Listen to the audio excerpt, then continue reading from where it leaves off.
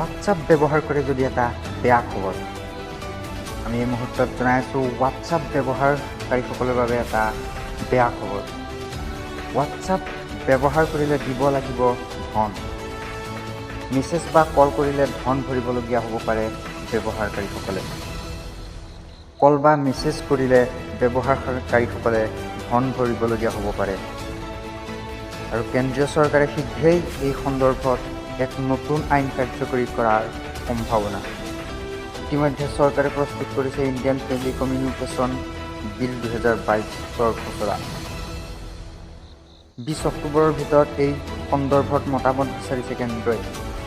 এই নতুন আইনৰ মতে মেছেজিঙৰ এপবোৰে ভাৰতত ল'ব লাগিব লাইচেন্স, অৰ্থাৎ হোৱাটছআপ, টেলিগ্ৰাম আদি বিভিন্ন মেছেজিং এপবোৰে ভাৰতত ল'ব লাগিব লাইচেন্স, যাৰ ফলত কলিং আৰু মেছেজিঙৰ বাবে ব্যৱহাৰকাৰীসকলে ভৰিবলগীয়া হ'ব পাৰে ধন। আমি এই মুহূৰ্তত জনাই আছোঁ এক হোৱাটছআপ ব্যৱহাৰকাৰীসকলৰ বাবে এটা অতি বেয়া খবৰ।